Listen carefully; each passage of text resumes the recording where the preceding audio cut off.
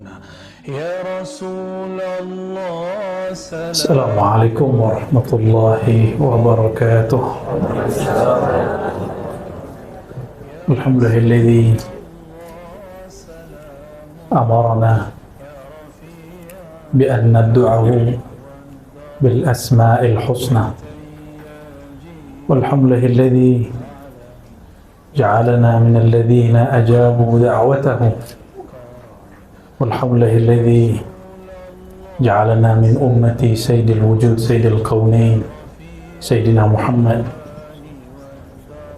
Asyhadu an la ilaha illallah, asyhadu anna Muhammadan abduhu wa rasuluh. Allahumma fassalli wa sallim wa barik ala hadzal nabiyil karim. Amma ba'du, Allahumma iftah lana ya fattah futuhul arifin wa 'allimna ya 'alim ilman yanfa'una. Amin ya rabbal alamin. Saudara yang melakukan Allah, puji syukur kehadiratnya karena ia masih mengizinkan namanya mengalir pada lidah kita yang penuh dosa. Alhamdulillah, Allah masih izinkan nama kekasihnya kita ulang-ulang, kita jadikan sebagai wirid, dan itu tiadalah mudah bagi orang-orang kecuali yang Allah bukakan mata hatinya. Maka tiadalah yang diangkat di muka bumi ini kecuali orang yang menyebut namanya, orang yang mencintai namanya, orang yang mewarisi ilmunya. Itulah makna dari surat Alam Nashrah, wa rafa'na laka dzikrak. Dan kami mengangkat bagi engkau, hai Muhammad, zikraka.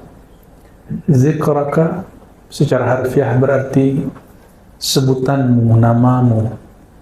Maka bagi ahli ma'rifat yang mengerti dan menjama' antara ilmu yang zahir dan batin, syariat dan hakikat, mereka memaknai zikraka, maka di situ ada zakiruka, orang yang menyebut-nyebutmu juga diangkat.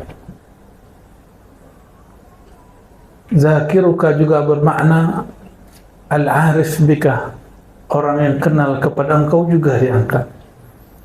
Maka jika bersolawat, berceramah, berdakwah, jangan berniat viral, jadi orang yang populer, ya, famous, ya, masyhur. Nah, niat kita hanya karena Allah membesarkan, meninggikan, mempopulerkan nama baginda SAW, maka kita pun mengatakan, ya Rabb, arfa' dzikra habibana, dzikra habibina kama rafa'tahu. Sebagaimana engkau mengangkat namanya, kami pun mengangkat namanya. Maka siapa yang menyebut-nyebut namanya, dia pun ikut terangkat. Darjah dia pun ikut terangkat. Semoga yang hadir malam ini, terutama sahibul bait, Datin Umi Zaidah, ya? Aidah. Semoga beliau dan keluarga dan yang berhadir semua Allah tambahkan nurullah, nur Muhammad SAW. Ini mulailah zaman orang mengingkari kajian nur Muhammad SAW. Padahal jika tuan-puan baca, semua kitab maulid dimulai dengan nur Muhammad SAW. Betul tak? Semua kitab maulid isinya nur Muhammad SAW. Tapi muncullah ada orang mengatakan kajian Nur Muhammad itu kajian daripada pengaruh Kristiani kepada Muslim. Ada juga mufti sinilah, ya, saya tidak tahu negara bagian mana lah itu. Dia kata Nur Muhammad itu ajaran Majusi yang masuk ke dalam Islam. Ya salam, mufti, ya salam. Istafti qalbak qabla an tufti linnas. Minta fatwa dulu ke dalam kalbu sebelum kita memfatwa suatu hal. Kita tidak akan mengancam dia dengan ancaman-ancaman kesesatan. Kita cuma uzakiruhu, mengingatkan dia bahwa sadah kibar ulama, ya, ulama-ulama besar sedari dulu, mereka biasa memulai kajian dengan Nur Muhammad sallallahu alaihi wasallam. Tapi saya tidak mau bahas Nur Muhammad lah, ramai lagi. Ya, karena di sini baca Ratibul Attas dan Al-Asmaul Husna. Saya ambillah bagian Al-Asmaul Husna. Kalau Ratibul Attas mungkin para sahabat yang berhak membahasnya, walaupun kita memiliki sanad dan ijazahnya. Tapi tarekat saya bukan tarekat Ba'alawiyah, namun saya dapat ijazah mengamalkan wirid-wirid dan auratnya, ya, namun suluknya bukan suluk Ba'alawi. Ma'ahtiramina bihim, meskipun saya sangat hormat dengan Sadah Ba'alawiyah. Kenapa? Kullu Ba'alawi syazili, setiap Ba'alawi syazili, dan amalan harian kami syazili. Suluk khalwat kami Naqsyabandi, kajian hakikat kami Syatari, mahabbah kami Ba'alawi. Alhamdulillah Rabbil Alamin. Zikir anfas kami Samani. Ya, kalau dilanjut masih banyak itu. Ya. Al-Asma'ul Husna. Tuan, puan, senangkah dipanggil dengan nama yang bagus? Senang? Senang dipanggil dengan nama yang indah, yang elok? Atau dipanggil dengan nama yang buruk? Mau? Tak nak? Tiada orang yang suka dipanggil dengan nama yang buruk. Walillahil mathalul a'la, dan milik bagi Allah lah perumpamaan yang lebih tinggi, lebih luhur. Jika engkau saja tiada suka dipanggil dengan nama yang biasa, engkau suka dipanggil dengan nama yang luar biasa, nama yang indah dan elok. Itu adalah sifat Allah yang Allah pantulkan, percikkan ke dalam dirimu. Jadi sebenarnya itu sifat Allah. Maka jangan terlalu suka dipuji. Pulangkan pujian kepada yang maha terpuji. Inilah makna Alhamdulillah Rabbil Alamin. Kapan kita boleh terima pujian? Apabila kita melihat sifat Allah lah yang menutupi aib ini. Lalu orang melihat sifat Allah meliputi diri, barulah boleh kita menerima pujian. Karena yang terpuji pada hakikatnya Zat yang maha terpuji, Allah Subhanahu wa ta'ala. Dan inilah syukur kita sebagai umat Nabi yang terpuji, Nabi Muhammad sallallahu alaihi wasallam. Betapa bingung dan hairannya orang-orang kafir Quraisy, Abu Lahab, Abu Jahal, hendak mencaci, tapi orang yang dicaci namanya orang yang terpuji. Muhammad, apa artinya? Orang yang terpuji. Bagaimana mungkin orang yang sangat terpuji dicaci maki? Oleh karenanya mereka tidak berhasil mencaci maki Sayyidina Muhammad SAW. Maka mereka menuduh Sayyidina Muhammad SAW sahirun majnun, penyihir. Tidak puas, sebut lagi majnun, gila. Itulah ya nafsu orang-orang kafir Quraisy. Dan saya bukan memberi ancaman kepada kita, hanya menakut-nakuti diri supaya siap sedia. Siapa saja yang mewarisi nur al-Muhammadi sallallahu alaihi wasallam, nur ilmu baginda sallallahu alaihi wasallam, maka ia akan juga dicaci. Ia juga akan dituduh sebagai penyihir lagi, gila. Ya. Mungkin Datin Umi ini sudah dituduh gila juga. Gila habaib, gila ulama, tersesat sudahnya. Kawan-kawannya mungkin mengira dia sudah gila. Ya. Tapi terserahlah mereka. Ya, biarlah kafilah tetap berlalu dan anjing tetap ya menggonggong tuh. Allahumma shalli ala sayyidina Muhammad. Walillahil asmaul husna fad'uuhu biha. Maka milik Allah lah nama yang indah, nama yang elok. Maka semua nama terbaik berpulang kepada Allah Subhanahu wa ta'ala. fad'uuhu biha, maka panggillah Allah dengannya. Apabila saya ni kepada ustaz, saya panggil hoi, pasti ustaz tidak mau melirik, betul tak? Hei, pasti tidak mau melirik, karena ustaz punya nama, punya gelar. Minimal saya panggil ustaz. Ya, kalau tak tahu nama panggillah ustaz, jangan panggil hoi. Hei, fulan. Tak.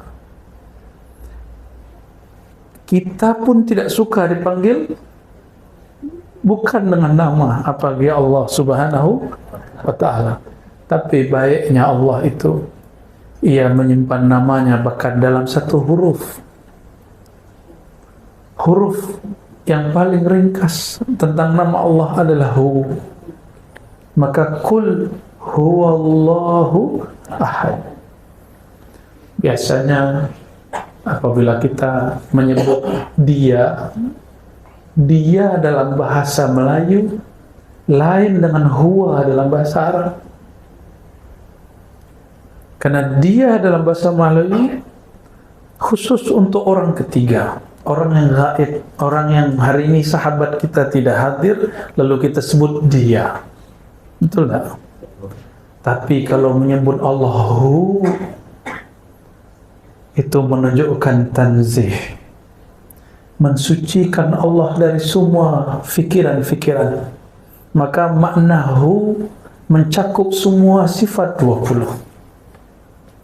Orang kalau faham belajar sifat 20, ada di sini majelis kajian sifat 20, wajib ada. Kita Ahlus Sunnah wal Jamaah, salah satu simbol kita adalah mengkaji sifat Allah yang 20. Bukanlah Allah itu bersifat hanya 20, tapi karena akal ini terbatas, ulama meringkasnya menjadi 20. Dari 20 orang akan faham bahwa sifat Allah Tabaraka wa Ta'ala tak terhingga. Apabila kita berkenalan dengan seseorang ta'aruf, pertama yang ditanya bukan sifat dan tempat tinggalnya, di mana duduknya. Pertama yang ditanya adalah apa namanya. Maka awal jalan ma'rifat mengenal Allah adalah mengenal nama Allah Subhanahu wa ta'ala. Saya lihat wiridnya sudah bagus, suaranya sangat merdu. Tinggal suara dan wiridnya diisi dengan warid. Warid itu dimulai dengan ta'lim. Innamal ilmu bita'allumi. Ilmu itu mesti diambil dari guru. Lain dengan futuh, lain dengan wahbiyah. Bukan wahabi. Wahbiyah itu pemberian bakat dari Allah. Ya. Tiba-tiba malam Lailatul Qadar atau malam nisfu Sya'ban, mimpi melihat cahaya, esok hari sudah mampu urut orang. Nah, itu namanya wahabiyah. Apa namanya? Atau tiba-tiba habis selesai wirid zikir, tertidur, melihat singa masuk ke badannya. Bangun tidur, dia mampu silat singa. Itu wahabiyah. Tapi hati-hati, wahabiyah tidak selalu mutlak langsung dari Allah. Siapa tahu dari jin, dari khadam-khadam. Maka kita mesti berhati-hati. Dan cara menetralkannya, membersihkannya, cukup dengan kalimat tauhid. La ilaha illallah. Orang yang kuat baca la ilaha illallah, Allah bersihkan dia dari ilmu-ilmu jahat. Dan coba tuan-puan perhatikan di dalam Al-Quran, lafaz la ilaha illallah, seingat saya hanya ada 2, 4 atau 2, saya lupa, nanti tolong diingatkan. Seingat saya hanya 2 atau 4. Selebihnya lebih dari 20 ayat menyebut Allahu la ilaha illahu. Kadang dia guna lafaz Allah, kadang dia menyebut dirinya huwa. Maka huwa dalam bahasa Arab tidak hanya berarti dia dalam bahasa Melayu, tapi huwa ghayatut tanzih, ismun litanzih, nama untuk mensucikan Allah Ta'ala. Inilah yang tidak difahami oleh beberapa dai-dai. Ya kita maklumi karena ilmu itu berkembang. Ya siapa tahu nanti dia merevisi kata-katanya yang mengatakan zikir dengan hu bid'ah. Nah, sudah ada di Malaysia yang bercakap begitu. Sudah ada fatwa begitu. Ya salam. Siapa yang tak kenal dengan Imam Izzuddin bin Abi Salam? Imam Fakhruddin Ar-Razi. Buka Fakhruddin Ar-Razi. Kalau yang di depan Ar-Razi. Ini Imam Fakhruddin Ar-Razi. Imam Fakhruddin Ar-Razi, beliau wafat lebih kurang 606 Hijriah. Sekarang sudah berapa? 1446. Sudah berapa abad? Satu abad 100 tahun. Sudah berapa abad? Lama gitu ya. 14 kurang 6 berapa? 8 abad, 800 tahun lebih yang lalu. Beliau telah tulis di jilid pertama daripada Tafsir Mafatihul Ghaib Imam Ar-Razi. Beliau menyinggung banyak sekali rahasia daripada nama Hu. Mana orang yang katanya pintar, cerdas, kenapa tidak membaca kitab ini? Ya, jadi Hu itu nama. Oleh karenanya Imam Ahlus Sunnah yang bernama Abdul Qahir Al-Baghdadi, boleh diulang namanya? Abdul Qahir punya kitab Usuluddin dan Al-Farqu Bainal Firaq. Apa nama kitabnya? Usuluddin satu, yang kedua Al-Farqu Bainal Firaq, ada lagi yang ketiga Al-Asma' wa Sifat, 3 mujalladat, 3 jilid. Beliau mengatakan Hu ismun min asma'il husna. Huwa adalah salah satu nama al-asma'al husna. Ya, maka kalau kita zikir nas'aluka ya man huwa Allahu la ilaha illa hu. Imam Abul Hasan Syazili, guru daripada Imam